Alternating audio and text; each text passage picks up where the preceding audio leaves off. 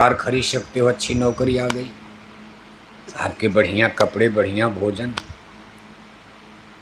आप छोटी जात के भी रहोगे, लोग साहब कहेंगे, क्योंकि आज आप कलेक्टर बन गए, एसपी बन गए, एसओ बन गए, इंजीनियर बन गए, डॉक्टर बन गए। अब वह आपकी कोई जाति देखे, अरे डॉक्टर साहब आप छोटी जाति के हो, बड़ी जाति के लोग आपकी दवा ले रहे हैं, डॉक्टर साहब। ये सोच मानव समाज में, पूरी दुनिया में बदल रही। धर्म कर्म पूजा पाठ करने में दुविधा, सस्पेंस, संशय बना। आप देखते हो स्कूल कॉलेज यूनिवर्सिटी में हिंदू का बच्चा, मुसलमान का बच्चा, हरिजन का बच्चा, ब्राह्मण का बच्चा एक ही कमरे में, एक ही बेंच पर बैठकर फिजिक्स पढ़ रहे हैं, इंजीनियर डॉक्टर की पढ़ाई पढ़ रहे हैं। कोई भेदभाव नहीं है। जो पढ़ेगा इंजीनियर बन जाएगा, हरिजन का पढ़ेगा वो भी बन जाएगा, मुसलमान का पढ़ेगा वो भी बन जाएगा। लेकिन धर्म का फैक्टर, फार्मूला गजब का है। आपके गांव में मंदिर बना, मान लो झांसी में कहीं मंदिर बना, हिंदू भाई तो मंदिर में भगवान को मानकर पूजा कर रहे, लेकिन मुसलमान कहते भी मौका मिला मंदिर गिरा दिया जाए, ख़त्म कर दिया जाए इनका। उसमें पूजा करने की बात छोड़ो, उनको मौका मिले तो वो गिरा देंगे। ऐसे मुसलमानों की मस्जिद है, मुसलमान कहते भाई ये खुदा का घर है, मुसलमान उसमें खुदा की इबादत कर रहे। हिंदुओं को मौका मिले तो उनकी मस्जिद गिरा देंगे। ये नहीं कि हिंदू मुसलमान भाई वो भी खुदा वही भगवान, जबकि धर्म क्या कह रहा है? जो खुदा है वही ईश्वर है, जो राम है वही रहीम है, जो केशव है वही करीम है, ऑलमाइटी, सुपर पावर। इस यूनिवर्स को का क्रिएटर, ब्रह्मांड को बनाने वाला, सगला सृष्टि मोर उपजाया, सब पर मोर बराबर दाया, सबको बनाने वाला, ब्रह्मांड को बनाने वाला, सबको एक ही तो है। उसी के अनेक नाम रख दिए गए। लेकिन जो ज्ञान धर्म दे रहा है, धर्म ने उल्टा ज्ञान देना शुरू करा। ना ना ना, मेरा अल्लाह बड़ा है, तेरा राम छोटा। हिंदू कहते भाई मेरे राम बड़े हैं, तेरे अल्लाह छोटे हैं। मेरा मंदिर सुपर है, तेरी मस्जिद कुछ नहीं। वो कहते मेरी मस्जिद बड़ी, तेरा मंदिर कुछ नहीं। धर्म ने झगड़ा खड़ा कर दिया। इसलिए आदमी की सोच बदलना मजबूरी है। तो भाई इससे अच्छा तो यूनिवर्सिटी कॉलेज में बेटा बेटी भेजो। ये गांव में रहेंगे हिंदू मुसलमान, ब्राह्मण क्षत्रिय यादव ठाकुर के नाम पर जाति धर्म के झगड़ा में सारी जिंदगी संकीर्ण विचार में फंसकर मर जाएंगे, कट जाएंगे। क्योंकि धर्म के नाम पर इतिहास बता रहा, आज तक करोड़ों लोग मारे जा चुके, करोड़ों करोड़ों आदमी। 700 वर्ष भारत में मुसलमानों ने राज किया। उनके 700 वर्ष का इतिहास आप तो नहीं पढ़ते होंगे, लेकिन जो हिस्ट्री, इतिहास पढ़ने वाले बच्चे हैं, इतिहास का पन्ना जब खोलते हैं, गुलाम वंश, खिलजी वंश, तुगलक वंश, लोधी वंश, मुगल वंश। खैर मुगल वंश के बाद तो उनकी सत्ता खत्म हो गई। 700 वर्ष मुसलमानों के राज में क्या क्या घटना हुई, इतिहास के हर पन्ने पर खून गिरता नजर आता। एक भी पन्ना ऐसा नहीं जिस पर खून का धब्बा ना हो। कभी 1 लाख मारे गए, और आश्चर्य ये है कि बच्चे मारे गए, औरत मारी जा रही, छोटे छोटे बूढ़े बुजुर्ग सब मार काट करके। फिर 250 बरस अंग्रेजों का राज चला, उसका इतिहास पढ़ो, वहाँ भी उन्होंने क्रिश्चियनिटी, एक नया धर्म लेकर वो आए, ईसाइयत का। उन्होंने भी भारत में खून खराबा किया। देश आज़ाद हुआ, 77 बरस देश को आज़ाद हुए हो गया। आज हमारे देश को आज़ादी मिले 77 बरस हो गया। अब भारत प्रजातांत्रिक देश मान लिया, भाई धर्म का झगड़ा मत करो, ये प्रजातांत्रिक है, डेमोक्रेटिक है, रिपब्लिकन्स है, धर्म निरपेक्ष है। लेकिन ये केवल जबानी हो गया। झगड़ा तो आज भी हो रहा है, हिंदू का मुसलमान से, इनका उनका। मणिपुर देखो जल रहा है, आज भी जल रहा, वहाँ हिंदू ईसाई को मार रहे। ईसाई हिंदू को मार रहे। भारत का छोटा सा प्रदेश पूर्वोत्तर में है, आसाम के आगे छोटा सा मणिपुर, वहाँ मुसलमानों की नो एंट्री। गजब है, हिंदू ईसाई को मार रहे, ईसाई हिंदू को मार रहे। और आप मीडिया में सबके हाथ में मोबाइल है, देख रहे हो इतने जघन्य पाप। बच्चे औरतों को नंगा, कहीं बलात्कार हो रहा, कहीं कत्ल भी कर रहे हैं। दोष दोनों का, हिंदू मुसलमान, ईसाइयों को ईसाई हिंदू को। आप कहोगे भारत में इतनी, हम लोग तो हिंदू है मुसलमान सोचते थे, हिंदू और ईसाई का दंगा भारत में। भारत में इतने ईसाई कहाँ से आ गए? ये सब अंग्रेजी राज में हिंदू ही ईसाई बन गए। जैसे मुसलमानों के राज में तमाम हिंदू मुसलमानों में को डर के मारे, कुछ अपनी राज रियासत बचाने के लालच में, इसी तरह अंग्रेजों के राज में भी बहुत से लोग ईसाई बन गए। कुछ लाज, कुछ डर के मारे, कुछ किसी भाव में। कुछ लोगों ने इनकलाब क्रांति भी किया। अंग्रेजी राज में देखो झांसी का नाम आता, अंग्रेजी हुकूमत के खिलाफ का खूब आप गाना गाते हो का खूब लड़ी मर्दानी। वो तो झांसी वाली रानी थी, बुंदेले हर बोलों के मुँह, हमने सुनी कहानी थी। ये आपका बुंदेलखंड प्रदेश कहा जाता। जैसे राजपूताना की धरती का नाम, ऐसे बुंदेल राज, ये भी वीरता में आता। इसमें आल्हा उदल का महोबा भी आता,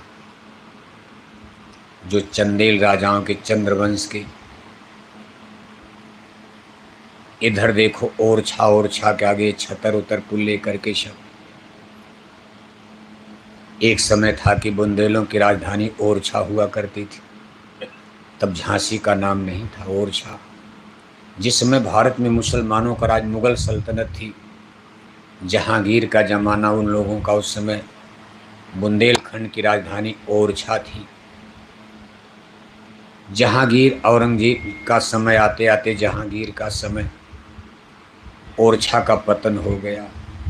आज भी किला महल बहुत सुंदर बना, कम नहीं। बेतवा नदी के किनारे ओरछा जाकर देखो आप, बहुत लंबी चौड़ी गाथा है बुंदेल राजाओं की। लेकिन मुगलों के ज़माने में उस राज का पतन हुआ, मुगलों के अधीन आ गया। फिर बुंदेलों की राजधानी देखो झांसी चली आई, झांसी बाद में बना। अंग्रेज़ों का राज आते आते 1857 की क्रांति में महारानी लक्ष्मीबाई का वध कर दिया, मार दिया गया ग्वालियर के पास। इसके बाद इस पर अंग्रेज़ों का कब्जा हो गया। आज़ादी के बाद इसको भारत जनतंत्र में मिला करके अब तो राज रियासत ख़त्म हो गई। अब ये सब उत्तर प्रदेश का हिस्सा, कुछ बुंदेलखंड मध्य प्रदेश में, जैसे छतरपुर, उधर का इलाका मध्य प्रदेश में चला गया। इधर का इलाका ललितपुर, झांसी, महोबा, ये सब उत्तर प्रदेश में। एक बार फिर मांग हो रही, हमारा बुंदेलखंड अलग कर दो। भाई सब लोग मांग रहे, ये भी मांगेंगे कि जो मध्य प्रदेश में बुंदेलखंड गया, उत्तर प्रदेश में बुंदेलखंड, हमीरपुर है, महोबा है, जालौन है, झांसी है, ललितपुर है, बांदा है, चित्रकूट है, उधर छतरपुर है, टीकमगढ़ है, सागर तक, ये सब बुंदेलखंड था राजाओं के ज़माने में, महोबा के समय काल में। अब वो लोग कह रहे हैं कभी कभी आवाज़, भाई बुंदेलों का अलग कर दो, हमारी कल्चर अलग, हमारे सब सिद्धांत, खान पान, आचार व्यवसाय, ये कुछ नज़र आता, कुछ अलग यहाँ नज़र आता। यहाँ की मिट्टी में कोई बात ज़रूर है और इसने एक इतिहास रचा है। लेकिन कुल मिलाकर समय बदलता रहता और इसमें से बहुत से लोग देखो मुसलमान भी बन गए। तमाम बुंदेले राज रियासत के लोग डर के मारे कि भाई राज रियासत बच जाएगी, कौन लड़ने जाए। जैसे राजस्थान के तमाम राजा महाराजा कुछ मुसलमान बन गए, कुछ शादी ब्याह करके रिश्ता कर लिया दिल्ली से, कभी राज रियासत हमारी बच जाएगी, ऐसे परिवर्तन होता रहता। लेकिन समय कैसे बदलता देखो आप, कोई नहीं जानता था। जिस समय भारत पर मुसलमानों की सत्ता थी, दबदबा था, उस समय मुसलमान बादशाहों ने ये नहीं सोचा था कि कभी भारत में हमारी लाठी कमज़ोर हो जाएगी। आज देखो समय बदल गया।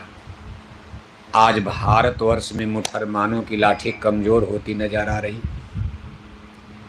और सबकी लाठी एक न एक दिन कमज़ोर हो जाती है। ये ईश्वर का, नेचर का, प्रकृति का नियम है।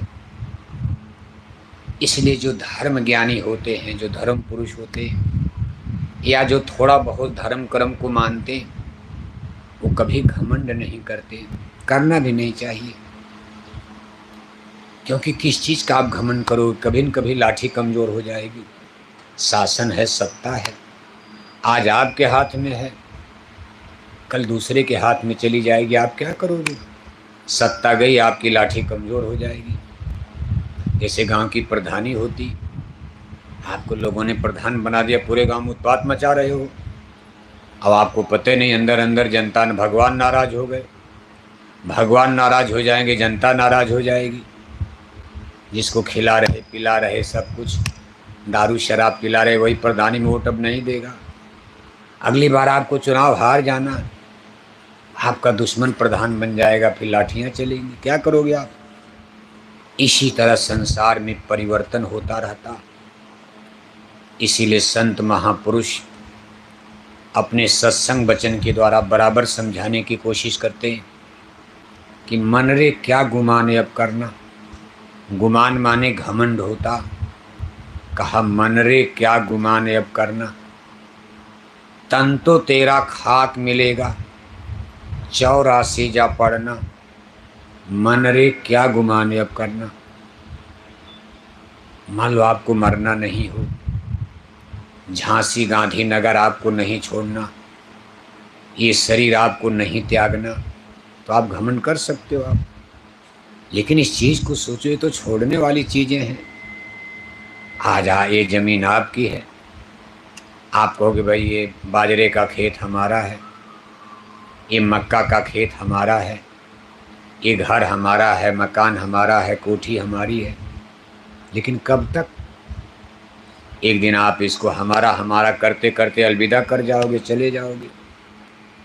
फिर आपके नाती पोता कहेंगे ये हमारा है, ये गन्ने का खेत हमारा है, बाजरा हमारा है, कोठी हमारी। 25-50 साल में वो भी निपट जाएंगे। फिर आपकी अगली पीढ़ी आएगी, कहेगी हमारा है। यही तो हुआ। इस झांसी के जंगल पहाड़ के लिए कितनी लड़ाइयाँ हुई। ओरछा पहाड़ में बसा, झांसी भी पहाड़ में है। मुसलमान लड़ते लड़ते ख़त्म हो गए, किला महल यहीं पड़ा। अंग्रेज बहादुर इतनी लड़ाइयाँ लड़े झांसी के किले के लिए। आज भारत से अंग्रेज़ों का बेड़ बिस्तर बन गया, लंदन चले गए, मरे कटे यहाँ इसी के लिए। राजे देशी नरेश, भारत के राजे महाराजे सब चले गए। अब उसी झांसी के जंगल पहाड़ के लिए आप कहते हमारा है। आप भी लड़ाइयाँ छोटी मोटी गांव घर में लड़ते हो, भाई को नहीं देंगे, नहीं सब ज़मीन हमारी है, ये पहाड़ हमारा। आप भी गांव में झगड़ा करते हो, आप भी निपट जाओगे। ऐसे करते करते, हमारा हमारा करते करते मानव जाति की अनगिनत पीढ़ियाँ झांसी में पैदा हुई, और अनगिनत पीढ़ियाँ इसी जंगल पहाड़ के नाम पर मर गए, कट गए, पिट गए, मिट गए। और ये झांसी के जंगल पहाड़ ज्यों के त्यों, किला महल सब पड़ा, जमीन जायदाद। इसलिए संसार आपको छोड़ना, अध्यात्मवाद धर्म। आज जो धर्मों का रूप आप देख रहे हो, आप ये कह सकते भाई आप क्या नई बात बता रहे हो, ये तो सब लोग जानते हैं। लेकिन सब लोग जानते हैं, लेकिन इसी दुनिया के लिए मारा मारी है। आज जितना दुनिया में रिलीजियस सिस्टम, चाहे जितने दुनिया में धर्म चल रहे हैं, वहाँ इसी संसार के लिए, इसको बढ़ाने के लिए आदमी पूजा पाठ धर्म कर्म करता। भाई चलो महात्मा जी आए हैं, थोड़ा देर उनका सत्संग सुन लेंगे, 10 रुपया दक्षिणा दे देंगे, एक दुकान और हो जाएगी, हमारी एक कोठी बन जाएगी, हमारे बेटे बेटी को नौकरी मिल जाएगी, हमारी बहू को बेटा पैदा हो जाएगा। बताओ आप, जो दुनिया आपको छोड़नी है, जितना मिल गया उसी के लिए संतोष करो, जो छोड़ना है अब आप इसी को और बढ़ा रहे हो। और धर्म का मतलब आप समझ ही नहीं पा रहे हो। धर्म का उद्देश्य होता है आत्मा का कल्याण करना। धर्म का उद्देश्य है आत्मा को जन्म मरण से छुड़ाना। धर्म का उद्देश्य होता है जीवात्मा को नरकों से की आग से बचाना। और आप धर्म का उद्देश्य माया में लगा दिया आपने। है तो माया, ये सब माया है। गो गोचर जहलो मन जाई, सो सब माया जानो भाई। जहाँ तक आपकी नजरें जा रही, सूरज चांद तारे देख रहे हो, उसके आगे तो देख नहीं पाते हो। महापुरुष कहते जहाँ तक देख रहे हो सूरज चंदा तारे, ये सब माया की छाया है। माया भी नहीं, उसकी छाया परछाई। परछाई पकड़ पाओगे आप? कितना प्रयास करो, परछाई पकड़ पाएगा कोई? कहा गो गोचर जहलो मन जाई, सो सब माया जानो भाई। ये जड़ चीजें हैं, नहीं हाथ आएंगी। चेतन शाश्वत सनातन, इस माया के परे उस चीज का नाम है शाश्वत सनातन, जिसको सत्य कहा जाता, सनातन कहा जाता। अब हम आप माया में ही उलझे रहते हैं तो सत्य कहाँ से पाओगे आप? माया के परे है सत्य सनातन, जिसको ईश्वर कहते हैं, परमात्मा कहते हैं, गॉड कहते हैं, खुदा कहते हैं, सर्वशक्तिमान प्रभु कहते हैं, राम कहो कृष्ण कहो। कहा ये लोग मायातीत हैं, माया के परे मिलेंगे और आप माया में खोज रहे हो। बताओ आप, गांव के तालाब में मोती मिलेगा? मोती समुंदर में होता। गांव की पोखरी में खोज रहे हो आप? गांव के डेबरा में पोखरी में तो घोंघी घोंघचा मिलेंगे, मेघी मिलेगा। अगर मोती पाना है तो गहरे समुद्र, वो भी गहरे समुंदर में आपको गोता लगाना पड़ेगा। आपने सोचा नहीं पानी में, पानी तो गांव में भी है। तालाब में खोद डालो, क्या मिलेगा? पूरा पानी सुखा दो, उसमें मोती आएगा। इसी तरह जो चीज़ जहाँ है वहीं मिलेगी। माया में कभी भगवान नहीं मिल सकता। माया के परे चलो, आगे निकल जाओ। सत्य है, सनातन है, परमात्मा है। और आप माया को ही बढ़ाने के लिए दिन रात प्रयास कर रहे हो। पूजा पाठ धर्म कर्म भी इसीलिए कर रहे हो। इसीलिए जय गुरुदेव मिशन की तरफ से आपको धर्म का मूल उद्देश्य, धर्म के फंडामेंटल प्रिंसिपल्स, धर्म के सही सिद्धांत समझाने का प्रयास किया जा रहा, कि लोगों को जल्द धर्म समझ में आ जाए, सही कर्म समझ में आ जाए, पाप पुण्य का भेद समझ में आ जाए, क्या पाप है क्या पुण्य है, मानवता मनुष्यता की स्थापना हो जाए। जब लोगों को सही धर्म समझ में आ जाएगा तो बहन बेटियों की इज्जत आबरू बच जाएगी, वरना मुश्किल नजर आ रहा। पूजा पाठ धर्म कर्म तो सब कर ही रहे हो आप, लेकिन ये सब पूजा पाठ धर्म कर्म का विकृत रूप हो गया, भटकाव वाला। मंदिर में टन टन घंटी घंटा बजाए जा रहे और 1-1 किलो मछली खाए जा रहे। कौन सा धर्म खड़ा करे? धर्म है हरे रामा हरे कृष्णा कीर्तन गाए जा रहे, अखंड रामायण पढ़े जा रहे, चंदन तिलक टीका लगाए जा रहे, जय श्री राम नारा लगाए जा रहे और 1-1 किलो अंडा खाए जा रहे, 10-10 बोतल दारू शराब पिए जा रहे। कौन सा धर्म खड़ा कर दिया? क्या यही धर्म है? इस धर्म से किसी को मुक्ति मिलेगी? ऐसे धर्म के रास्ते पर चलकर पशु मारना, पक्षी मारना, दिन भर झूठ बोलना, दिन भर धोखा देना, सगे चाचा को धोखा, सगे भाई भतीजा को धोखा। जहाँ इतना लोभ है, इतना मोह है, माया में घिरे हो, माया में रहकर कोई भगवान को पाएगा? कम से कम मन से तो विकारों को निकालो, गंदगी को निकालो। माया से निकलने का मतलब किसको निकालना? मन को निकालना, शरीर को नहीं। साधु लोग शरीर को जंगल ले जाते हैं। कहा मन न रंगाए रंगाए जोगी, क्या कहते हैं?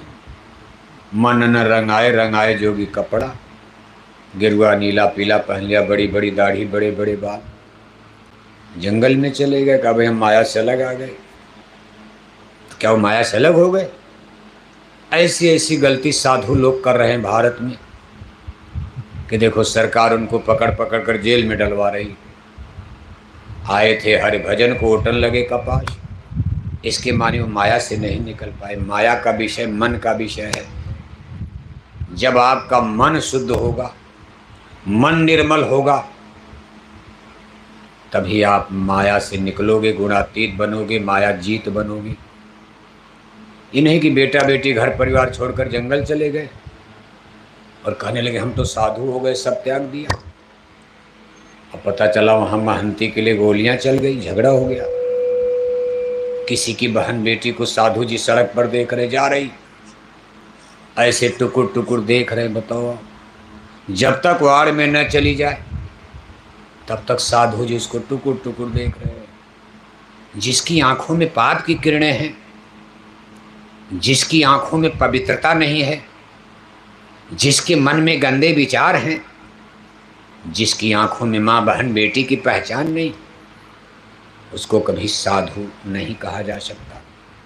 साधु का मतलब जिसने साध लिया, बस में कर लिया, अपने मन को बस में कर लिया, अपनी आंख को बस में कर लिया, अपनी जबान को, काम क्रोध लोभ अहंकार को जिसने विजय पा लिया, इंद्रिय जीत हो गया, साधु उसका नाम।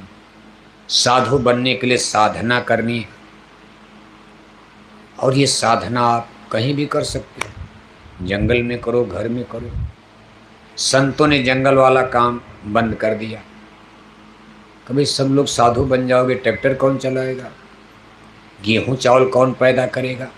मान लो सब लोग साधु बन जाओ, सब जंगल चले जाओ, झांसी गांव छोड़कर, रोटी कहाँ से खाओगे आप। कलयुग में अन्न में प्राण है, सतयुग तो है नहीं कि हड्डी में प्राण, बिना खाए रह जाओगे, 1000 साल तपस्या करोगे।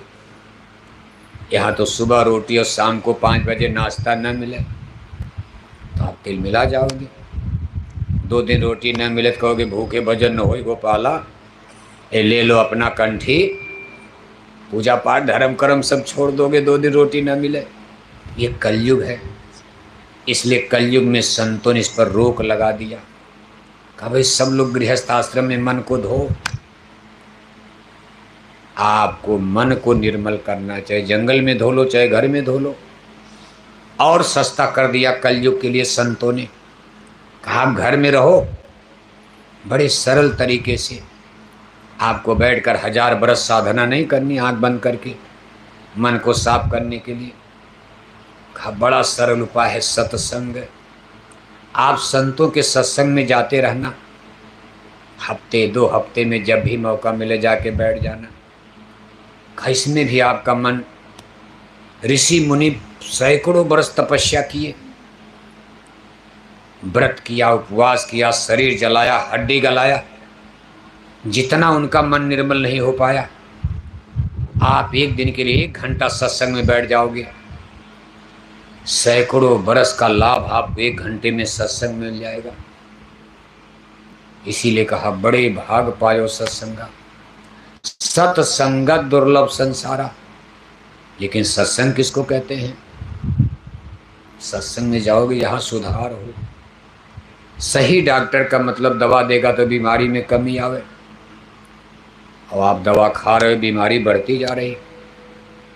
झांसी में पूजा पाठ धर्म कर्म कर रहे हो, अभी देखो नवरात्रि का समय आ रहा, पवित्र क्वार का महीना, पूरे झांसी में देवी के पंडाल सज जाएंगे, लाखों करोड़ों रुपया झांसी में खर्चा हो जाएगा।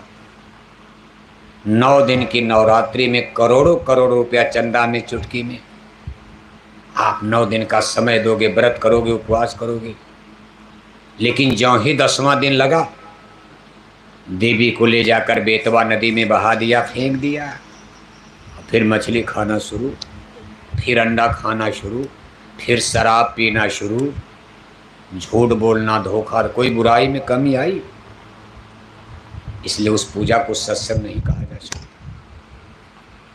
इतने रुपए पैसे खर्च करने के बाद आपके झांसी में मछली खाने वाले घटे की बढ़े, शराब पीने वाले घटे की बढ़े। जब बुराई, करप्शन, भ्रष्टाचार, दुराचार, पापाचार बढ़ रहा, तो इसको सही धर्म, सही पूजा नहीं कहा जा सकता। हम नहीं कह रहे। रामायण में गोसाई महाराज ने 600 बरस पहले सावधान कर दिया। संत महापुरुष त्रिकालदर्शी होते हैं, दूरदर्शी होते हैं। 600 वर्ष पहले रामायण जो हिंदी में लिखी गई, रामचरितमानस, जिसको हिंदू लोग आप लोकप्रिय है हिंदुओं में, होना भी चाहिए। जिस समय दिल्ली में बादशाह अकबर राज कर रहे थे, उसी समय गोस्वामी महाराज, दिल्ली में बादशाह अकबर का राज और काशी नगरी बनारस में गंगा के तट पर बैठकर गोस्वामी महाराज रामायण लिख रहे। 600 बरस पहले वो रामायण में सब कुछ लिख कर चले गए।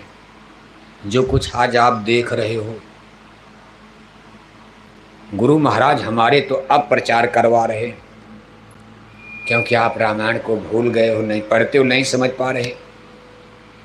जैसे वर्तमान का मास्टर ही पढ़ाता, किताब तो लिखी है, बाजार में बिक रही, लेकिन मास्टर न मिले तो किताब समझ में आएगी। आपको अंग्रेजी की किताब दे दी जाए और आप मास्टर के पास, टीचर ट्यूटर के पास मत जाओ और दिन रात पन्ना पलटो, उसी को पढ़ को समझोगे आप? मास्टर ही तो समझाएगा। रामायण गीता की बात अगर आज आप समझ जाते, फिर बार बार संतों का अवतार लेने की क्या, इतना प्रचार कराने की क्या जरूरत?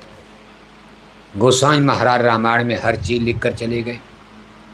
देखो हमारी समाज व्यवस्था, परिवार व्यवस्था, राजनीति व्यवस्था, खेती बाड़ी, घर मकान, दुकान दफ्तर, माता पिता, सास बहू, सब रामायण में गोस्वामी महाराज ने सब लिख दिया। धार्मिक व्यवस्था के बारे में, चूँकि आज ये मंच धार्मिक मंच है, हमारा उद्देश्य आपको शाश्वत सनातन सच्चा धर्म समझाना।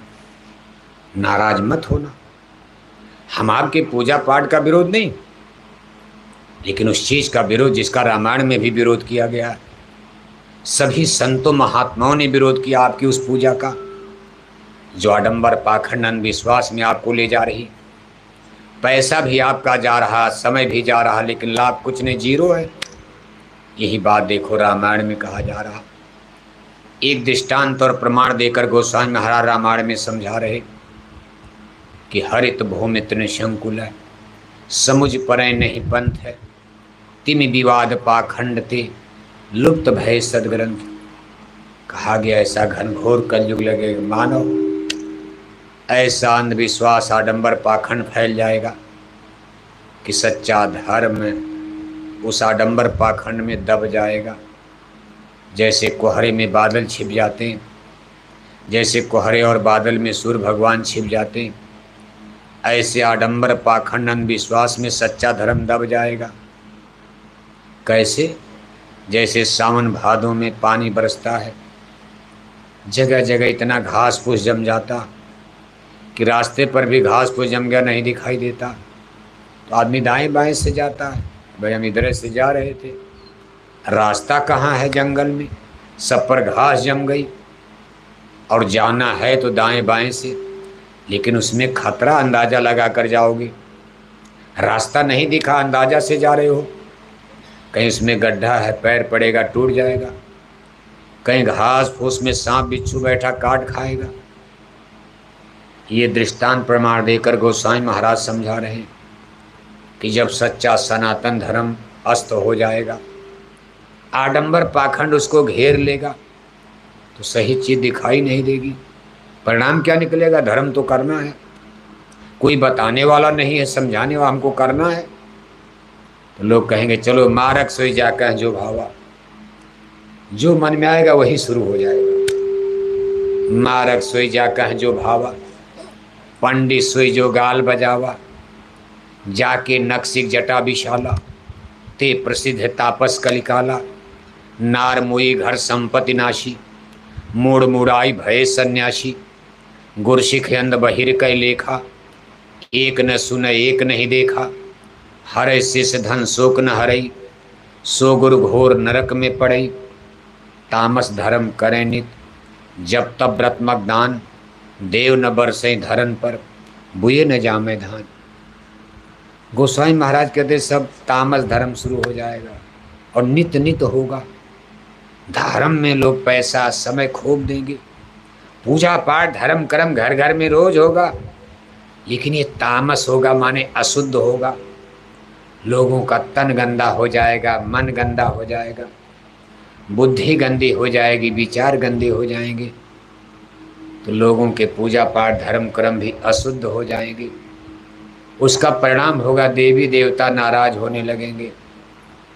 जब गलत पूजा करोगे तो देवी देवता भगवान खुश कैसे होंगे? अरे मान लो कोई कुछ खाना चाहता और आप उसके विपरीत कुछ खिला दोगे, खुश होगा? कहा देवी देवता ईश्वर भगवान हमारी अशुद्ध पूजा से नाराज होने लगेंगे। परिणाम क्या होगा? कहा कल 12 बार अकाल पड़े, बिन अन्न दुखी सब लोग मरे। कहा जब देवी देवता नेचर प्रकृति कुदरत नाराज होने लगेगी तो बार बार बाढ़ आएगी, बार बार सूखा पड़ेगा, बुए न जामे धान, धान लगाया जाएगा सूख जाएगा, पानी नहीं बरसेगा, सूखा का सन नजर आएगा, सावन बीत जाएगा, भादों बीत जाएगा, कुआर लग जाएगा, पता चला पानी ही नहीं बरसा, किसानों के धान सूख जाएंगे। कभी इतना पानी बरसेगा कि धान गल जाएगा, खत्म हो जाएगा, अन्न की कमी होगी, उसको अकाल कहते हैं। कभी कभी बीमारियों का प्रकोप बढ़ेगा, हाहाकार मचेगा, कहीं भूकंप का प्रकोप आएगा, बड़े बड़े पर्वत पहाड़ हिलेंगे, कहीं कहीं युद्ध होगा, महायुद्ध होगा, विश्व युद्ध होगा, प्रजा बहुत मरे, तमाम मारे जाएंगे, काटे जाएंगे। ये सब देवी देवता ईश्वर भगवान की नाराजगी का परिणाम निकलेगा। गोस्वामी महाराज ने देखो घर परिवार के बारे में भी लगे हाथ लिख दिया। कहा ससुरार पियार भई जब से। अब ये सब बातें कितनी मतलब कि 600 बरस पहले लिख दिया, और रामायण में लिख करके दस्तावेज कोई हम लोगों ने तो लिखा नहीं। कहा ससुरार पियार भई जब से, रिप रूप कुटुंब भय तब ते। कहा शादी हो जाएगी, बच्चे को ससुराल प्यारी लगेगी, परिवार के लोग दुश्मन, उनका चेहरा दुश्मन हो जाएगा। ससुराल प्यारी, बाकी सब दुश्मन। सुत मानई मात पिता तब लो, अबलानन देख पड़ी जब लो। बेटा माँ बाप को तभी तक मानेगा जब तक बहू का मुंह नहीं देखेगा। शादी हो गई, घर में बहू आ गई, जब वो बहू का मुंह देखेगा तो माँ बाप का चेहरा जहर नजर आएगा। अरे इन बुढ़ों को हटाओ, केवल सामने बहू न, जब दिन भर देखो बहू, जब देखो बहू, लेकिन माँ बाप कुछ बोल देंगे, डांटेंगे, फटकारेंगे। और बहू ने, बीवी ने चप्पल दिखा दिया तो गड़गड़ गड़गड़ गड़गड़ गड़गड़, माँ बाप को डांट देंगे लेकिन बहू के सामने बकरी बन जाएंगे। ये सब रामायण में लिखा है। यहाँ तक लिख दिया है कि कलिकाल बिहाल किए मनुजा, नहीं माने कोई अनुजा तनुजा। इतना कलयुग लोगों को परेशान कर देगा, पाप चढ़ जाएगा कि मामा भांजी को नहीं पहचान पाएगा, चाचा भतीजी को नहीं पहचान पाएगा, बाप बेटी को नहीं पहचानेगा, भाई बहन को नहीं पहचानेगा, चाची भतीजी बहन बेटी पर भी दृष्टि खराब होने लगेगी, निगाह। लोक लाज में भले बच जाए लेकिन दृष्टि में विकार आ जाएगा, मन इतना लोगों का गंदा हो जाएगा। सत्संग उत्संग कहीं मिलेगा नहीं, जब सत्संग का साबुन नहीं मिलेगा तो मन गंदा होता जाएगा। पढ़ाई लिखाई तो साबुन है नहीं, अंग्रेजी पढ़ लोगे तो मन साफ हो जाएगा। हिंदी में भी गड़बड़, अंग्रेजी में भी गड़बड़, अंग्रेजी पढ़ने वाले तो और गड़बड़ हो रहे हैं। जितने पढ़े लिखे होते जा रहे उतने बुराई भ्रष्टाचार और बढ़ रहा। इन्हीं मन को धोने वाला साबुन, कहा ये संतों का सत्संग, physics chemistry math algebra zoology botany engineer doctor, university college में मन की धुलाई नहीं होती, में इंटेलेक्चुअल डेवलप, आपकी बुद्धि का विकास होगा। पढ़ लिख लोगे, आपको नौकरी चाकरी हो, लेकिन मन की दुरुस्ती, मन की सफाई तो सत्संग जल जो कोई पावे, मैल आई सब कट कट जावे, 60 सुधरे सत्संगति पाई। संतों महापुरुषों की ज्ञान गोदावरी ज्ञान गंगा में जब मज्जन करोगे, स्नान करोगे, अपने मन को, बुद्धि को, चित्त को धोगे, फिर निर्मल होंगे। शरीर नहीं, शरीर तो नहा धोकर घर से आए ही हुआ, साबुन लगाया, तेल लगाया, बढ़िया कपड़ा पहन लिया, क्रीम पाउडर सब लगा कर आए हो, शरीर तो आपकी चमाचम, लेकिन मन तो साफ नहीं। मन की धुलाई यहाँ होती, और जिसका मन धुल गया, साफ हो गया, समझ उसका जीवन सफल हो जाए, वही भगवान तक पहुंच जाएगा। रामायण में भी भगवान राम ने कहा है सिवरी से, कहें राम सुन भामिन बाता, मानव एक भगत कह नाता, जात पात पूछे नहीं कोई, हरि के भजे सो हरि के होई, निर्मल मंजन सो मोहि पावा, मोहि कपट छल छिद्र भावा। कहा जात बिरादरी ऊंचा नीचा नहीं, निर्मल मंजन सो मोहि पावा। जब मन की इतनी बड़ी प्रमुखता है, मन पर ही सारा दारो मदार है, तो शरीर को धोने के साथ साथ, शरीर को साफ सुथरा करने के साथ साथ, शरीर को बीमारियों से बचाने के साथ साथ, हमको आपको मन के लिए भी कुछ प्रयास करना चाहिए कि नहीं करना चाहिए। अब हम लोग मन के बारे में कुछ सोच ही नहीं पाते, बस शरीर के चक्कर में सुबह से लेकर शाम तक शरीर को खिलाना पिलाना जिलाना, टॉनिक विटामिन क्या क्या खाते खाते लाखों रुपया खर्च कर दोगे आप। जब तक मरोगे नहीं, कई लाख रुपया तो शरीर पर खर्चा कर दोगे आप।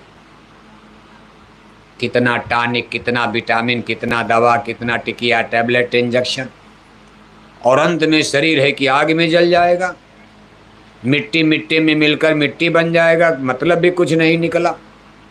और जो काम करना था कि मन को धो, मन को माजो, मन को भी ठीक करो, मन की बीमारियों को भी ठीक करो। मन की बीमारी दवा कौन देगा? कहा काम बात कफ लोभ अपारा, ये सब मन की बीमारी, काम बात कफ लोभ अपारा, क्रोध पित्त नित छाती उजारा, प्रीत करे जो तीनों भाई, उपजे सन्निपात दुर्दाई, पागलपन अहंकार रावण की तरह, ये सब मन का रोग है। कहा महाराज ये कहाँ दूर बीमारी जाएगी हमारी? काम जल जाए, क्रोध खत्म हो जाए, हमारा लोभ मोह खत्म हो जाए। कहा इसके भी डॉक्टर होते हैं।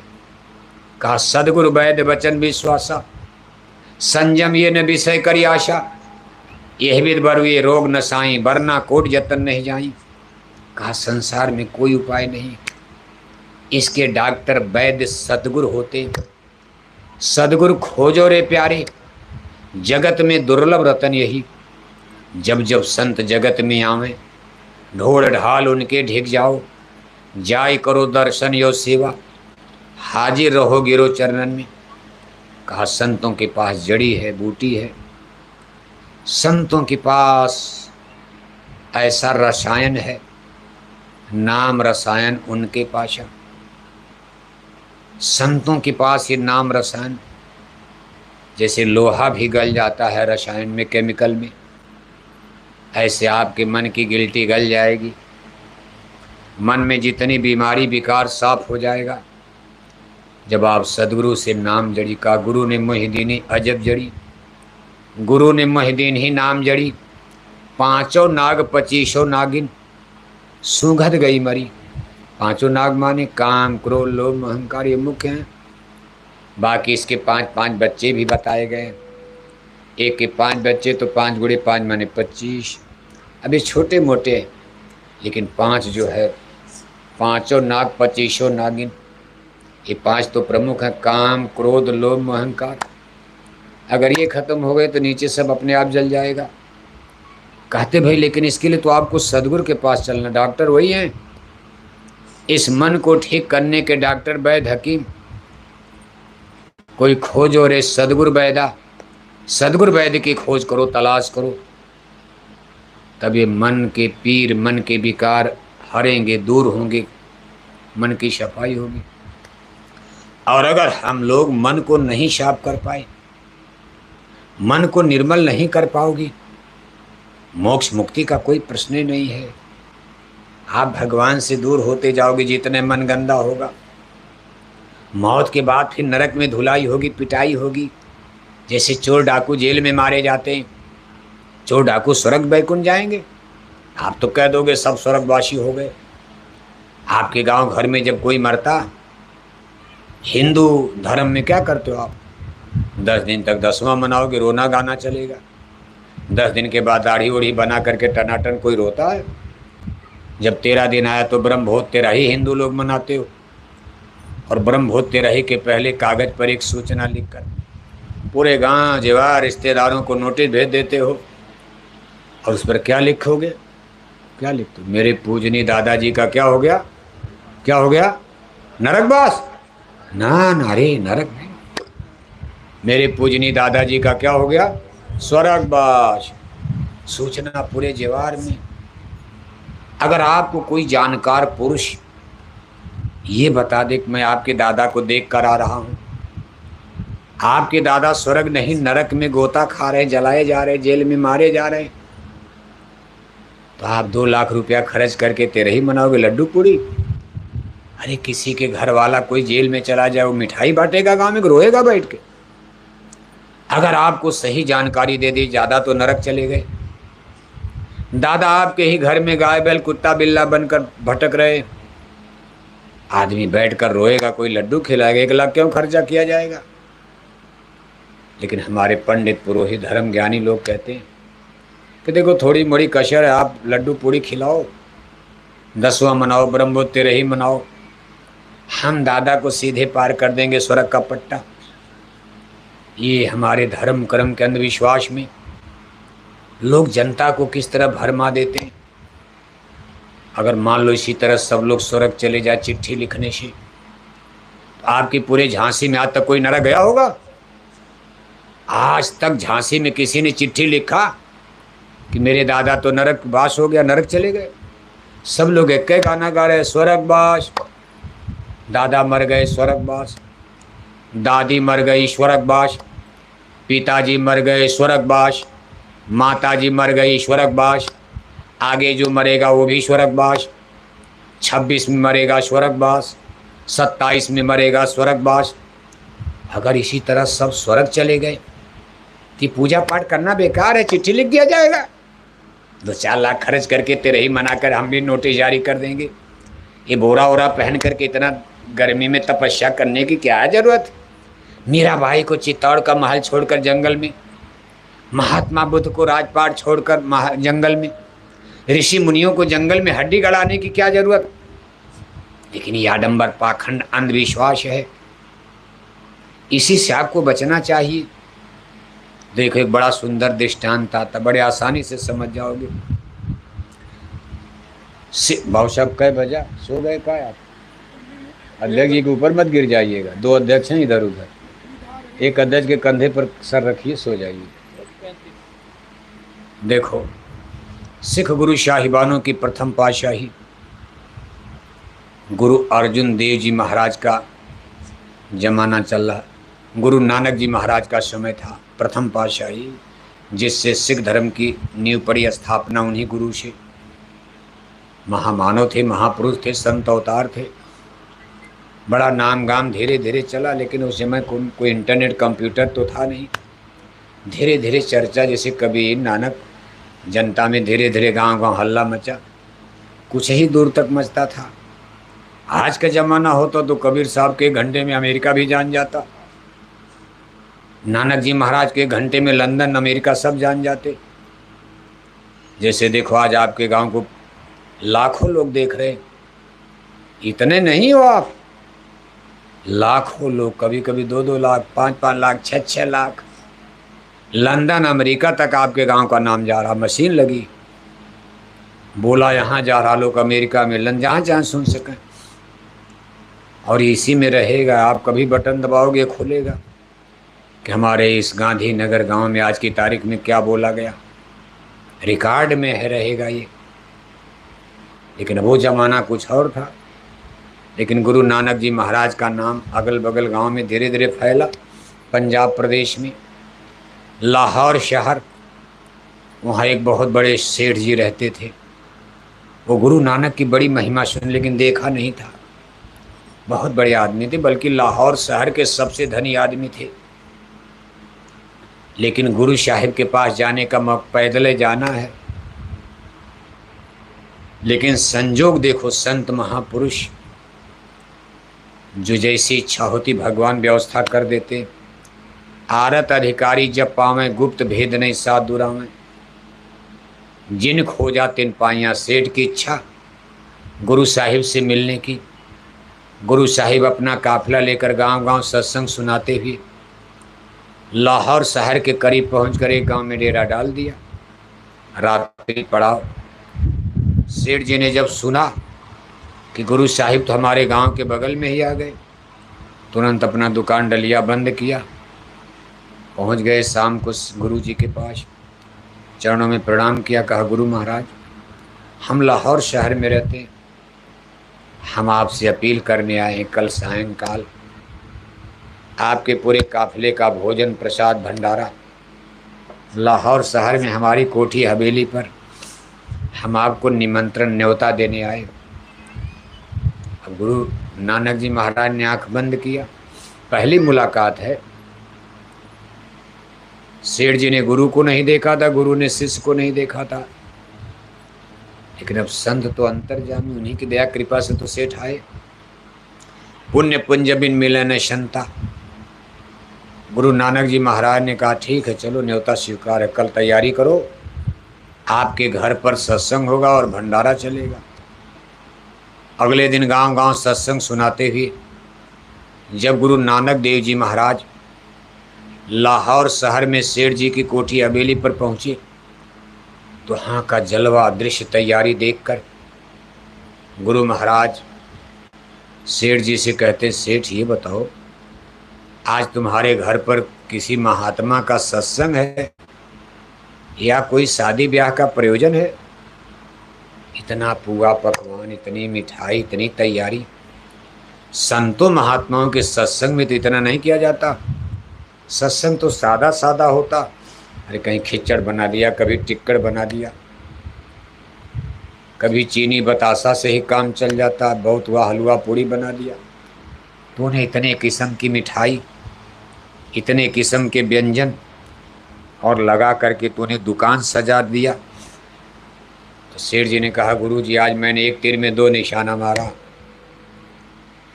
ये तो मेरे घर होता है क्योंकि आज मेरे पिता की पुण्यतिथि है, मैं हर साल मनाता हूँ। आज इसमें अच्छा हो गया कि आपका सत्संग भी हो जाएगा, इसलिए थोड़ा तैयारी मैंने और बढ़ा दिया। तो गुरु नानक ने कहा, तुम्हारे पिता हैं कहाँ? तो सेठ ने कहा, पितर लोग कई साल पहले मर गए। पितर लोग यानी स्वर्ग वैकुंठ चले गए। गुरु नानक जी महाराज ने आंख बंद किया। थोड़ी देर के बाद आंख खोलते और कहते, सेठ तू भी बुद्धू रह गया, अंधा बहरा आदमी। मैंने 14 भुवन माने 14 बैकुंठ घूम कर देख लिया। 14 बैकुंठ है, जैसे धरती से बहुत बड़े बड़े बैकुंठ। इतने बड़े बैकुंठ वहाँ के नदी नारे में हमारी धरती डूब जाए, ऐसे 14 खंड बैकुंठ एक ब्रह्मांड में। और ब्रह्मांडों में अलग अलग है, बहुत बड़ा ब्रह्मांड है। यही तो बुद्धि नहीं काम कर रही। लंदन अमेरिका के वैज्ञानिक मशीन से खोजकर पागल हो रहे हैं कि यूनिवर्स कितना विशाल है, कैसे खोजा जाए। वहाँ मशीन कोई जा पाएगी? गुरु नानक जी कह रहे हैं कि सेठ मैंने 14 बैकुंठ घूम कर देख लिया, तेरे दादा कहीं दिखाई नहीं पड़े। तो सेठ ने कहा, महाराज इतने जल्दी आप बैकुंठ चले गए? मेरे सामने खड़े, आंख बंद किया तुरंत। अरे कहा, बहस मत करो, ये संतों का साइंस ऑफ 16 अध्यात्मवाद है। अगर तुमको मेरे ऊपर भरोसा है तो विश्वास करो, तेरे दादा कहीं स्वर्ग में नहीं है। सेठ ने कहा, तब तो आप ये भी जानते हो कि मेरे दादा हैं कहाँ?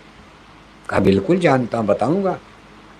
अगर तुम धीरज रखो, विश्वास करो और बर्दाश्त कर ले जाओ तो मैं बताऊंगा। सेठ का महाराज बताइए। कहा, देखो वो सामने तुम्हारे गांव का जंगल है, लाहौर का। जंगल के बाहर देखो, मोटा पीपल का पेड़ दिखाई दे रहा, बीच में एक छोटी सी झाड़ है। तेरे पिता इसी जंगल में शेर बन गए, शेर का जन्म मिल गया। तू स्वर्ग वैकुंठ सोच रहा? तेरे ताता तेरे गांव के जंगल में शेर बन चुके हैं, शेर का जन्म, 84 जन्म मरण में भटक रहे। 2 दिन से उनको कोई शिकार नहीं मिला, भूखे भी हैं, प्यासे भी हैं। इस समय दिन डूब रहा है, जंगल से निकलकर उसी झाड़ में बैठ करके भूख से तड़प रहे हैं। अगर अपने दादा को भोजन कराना है, ले जाओ, यहीं खिला दो। तू स्वर्ग बैकुंठ सप्लाई कर रहा, भेज रहा है। स्वर्ग बैकुंठ में किसको भेज रहा है? हाँ, तेरे दादा यहाँ भूखे मर रहे। सेठ ने कहा, महाराज आप हमको जानबूझकर मौत के कुआं में भेज रहे हैं। एक तो मांसाहारी जानवर शेर, दूसरे 2 दिन का भूखा है। भले हमारा बाप है, हमको पहचानेगा, मार के खा जाएगा हमी को। गुरुजी ने कहा, ना ना ना, मेरा भरोसा करो, संत धोखा नहीं देते। तेरे पिता की जब तुमसे आंख मिलेगी, तेरे पिता को अपना पूर्व जन्म याद आ जाएगा और आदमी की बोली बोलने लगेंगे, बात कर लेना। तुमको मारेंगे नहीं, जब जान जाए मेरा बेटा है तो तुमसे प्यार करेंगे, शेर होकर भी प्यार करेंगे, मारेंगे तुमको। अब शेर जी को भरोसा तो नहीं हुआ। जैसे गुरु महाराज की कुछ बातों का भरोसा हम आप कर लेते हैं, अब कुछ बातों का भरोसा आज तक नहीं होता बस। लेकिन अब चूंकि गुरु की वाणी है, इसलिए आप किसी के सामने कह भी नहीं सकते हो लाज के मारे। लोग कहेंगे आपको गुरु जी का भरोसा नहीं, इसके माने झूठे जैकेट पहन के घूम रहे हो आप। लेकिन गले के नीचे कोई बात नहीं उतरती। गुरु महाराज ने ये कह दिया है कि इसलिए संगत टूट भी रही है। तमाम लोग संशय भ्रम में, देखो कोई कहीं गिरा, कोई कहीं गिरा, थी जगह न कोई कहाँ गिरा। झांसी में कितने पुराने पुराने सत्संगी देखो, अच्छे अच्छे लोग सब भटक गए। अब जब गुरु जी ने कहा भाई आपसे बात होगी, शेर बोलेगा आदमी की भाषा। सेठ ने कहा, कलयुग में जानवर आदमी की भाषा? सतयुग में तो कहानी सुनी जाती, आदमी जानवर की बोली बोलता था, जानवर आदमी की भाषा बोलता था, समझ में आता। लेकिन कलयुग में केवल किस्सा सुना जाता, कहीं देखा नहीं गया। और समय कोई बहुत पहले नहीं, बादशाह बाबर का उस समय दिल्ली में राज था। बाबर मुगल आ चुके थे भारत में, बिल्कुल ताजी ताजी घटना, बाबर का समय है। उसी समय नानक जी का पंजाब में जन्म हुआ। अब वो जगह गांव तो ननकाना गांव तो पाकिस्तान में चला, तब भारत था सब लाहौर वहार। लेकिन गुरु का विश्वास करके सेठ जी देखो सोने की थाली में, चांदी के लोटा में, क्योंकि सेठ जी उस समय इतने बड़े आदमी थे कि सोने की थाली में भोजन, चांदी के गिलास और लोटा में पानी पीते थे। पहले ज़माने में राजा महाराजा जमींदार, जब स्टील नहीं चला था तो बड़े बड़े लैंड लॉर्ड, सामन जमींदार, सोने की थाली में भोजन। गरीब आदमी मिट्टी का बर्तन प्रजापति लोग बनाते थे। देखो आपका गांव गांधीनगर में प्रजापति लोग बहुत रहते, जिनको कुम्भकार भी शायद कहा जाता। कुंभ माने घड़ा होता, घड़ा बनाते थे। अब थोड़ा सा नाम बदल के प्रजापति भाई हमारे, हम पिछड़े के और प्रजापति लिखो। और ये जातियाँ कोई ईश्वर ने तो बनाई नहीं, तो पेशा से बन गई।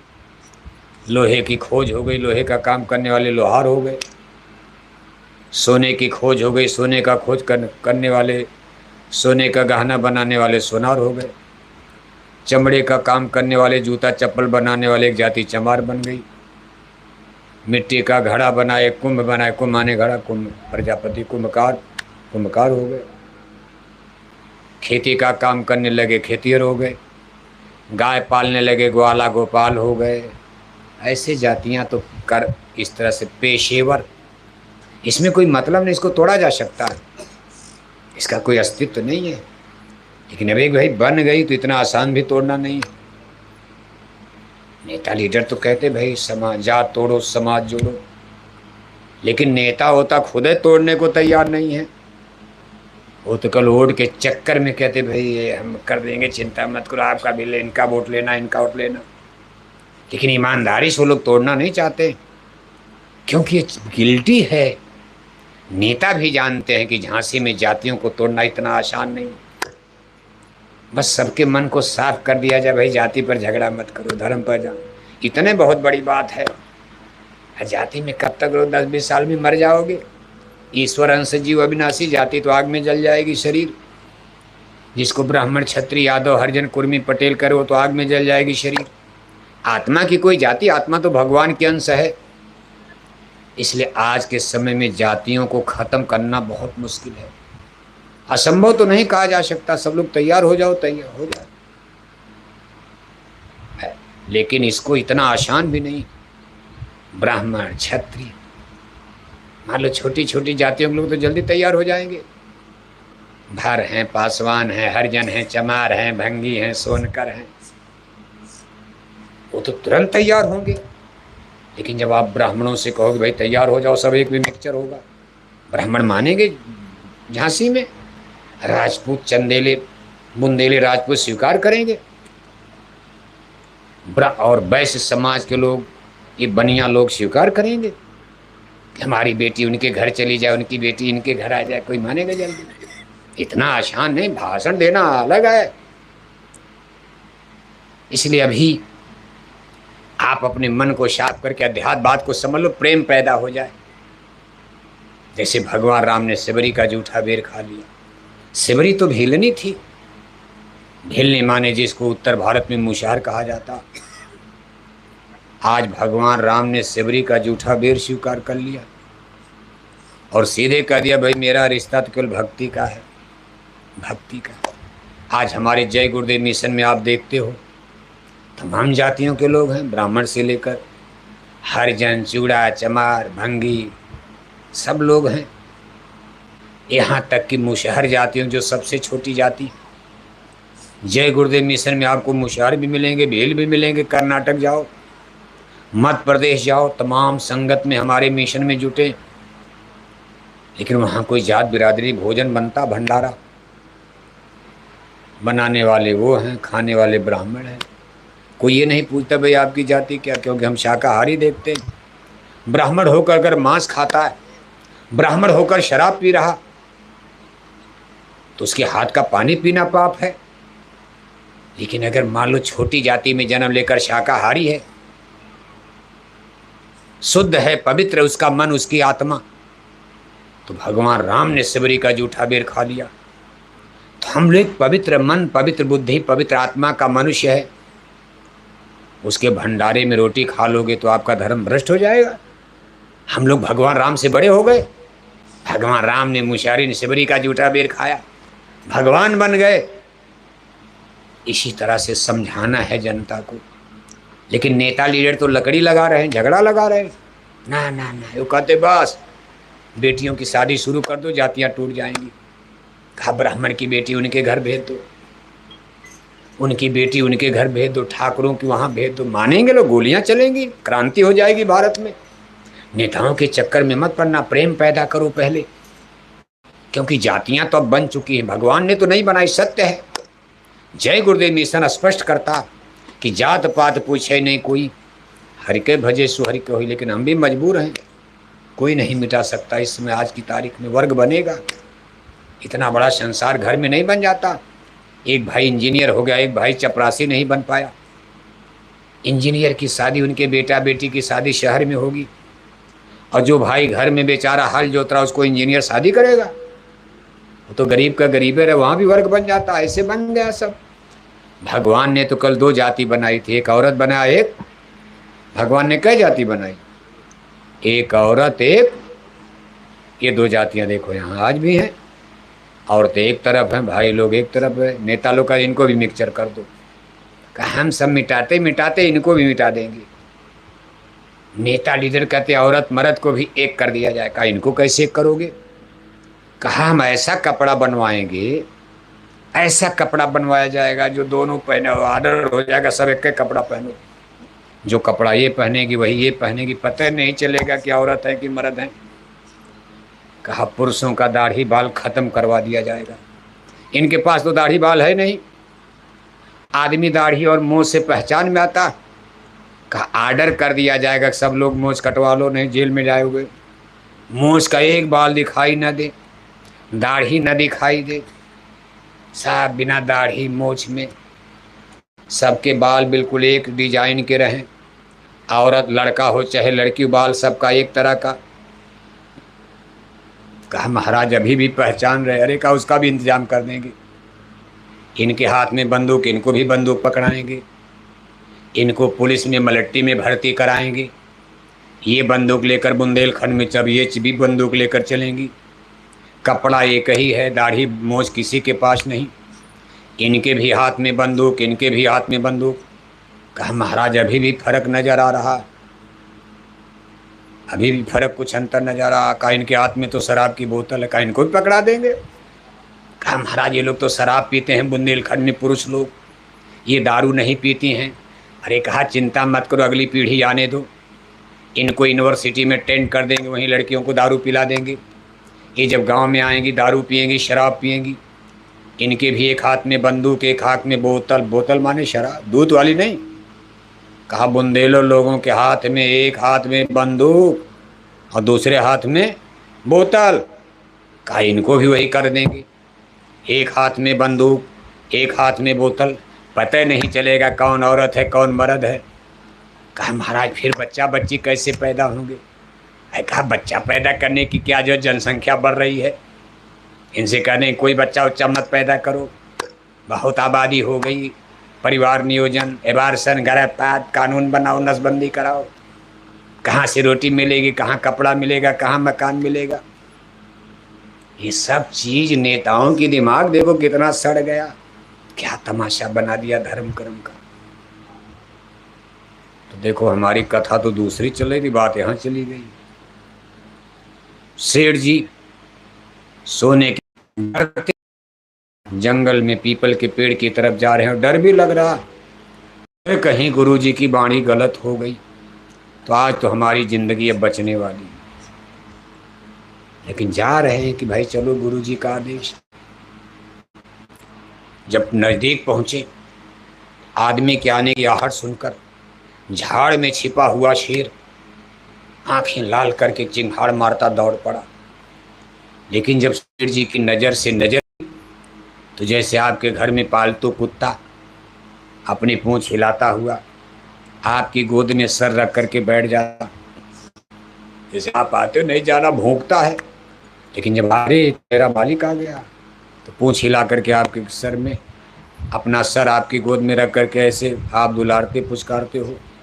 ऐसे शेर अपना सर शेर की गोद में रख करके बैठ गया और शेर ने रोते हुए कहा बेटा, देखो बोल दिया आदमी की भाषा, गोद में सर रखा और रोते हुए शेर कहा कि बेटा इस जन्म में मुझे बड़ी तकलीफ है, मैं लाहौर का नामी गामी सेठ था, मेरे पास कोई कमी नहीं थी, लेकिन आज मैं शेर बनकर 2 दिन का भूखा हूँ। शेर जी ने सब मिठाई पुआ पकवान जल्दी जल्दी शेर खा गया। शेर जी को आश्चर्य भी हुआ कि एक मांसाहारी जानवर शेर सब मिठाई सब भोजन चट कर गया, खा गया। इसके बाद शेर जी ने कहा पिताजी, शेर को अब पिताजी तो कहना पड़े जब पहचान हो गई। पहले तो शेर है गांव में, अरे गांव की कुतिया है, आप कुतिया समझ रहे हो, जिस दिन जान जाओगे हमारी दादी हैं दादा हैं। कहा बड़े घरन कै बूचिया, सतसंग सुनन ना जाए और ते ही कारण कुतिया बनी और घर घर लबदा, लबदा माने डंडा, दादी ही कुतिया बन गई। आप सोते कुतिया आ गई घर में, बहू डंडा मार रही है लेकिन है दादी। ऐसे अभी तक शेर को, लेकिन अब शेर ने कहा पिताजी आप तो धर्म पुरुष थे, शाकाहारी थे अपने जीवन में। अब उस जमाने में हिंदू लोग बहुत शाकाहारी ही होते थे। 600 बरस पर इतना मछली अंडा उंडा नहीं था। और आप गंगा नहाने हरिद्वार हर की पौड़ी पर पैदल साल में 2 बार जाते थे। इतना सब कुछ करने के बाद हम सोचे मुक्ति मिल गई होगी आपको, लेकिन आप शेर बनकर भटक रहे, कारण क्या। तो शेर जी ने कहा बेटा मैं निश्चय शाकाहारी था, मैंने कभी मांस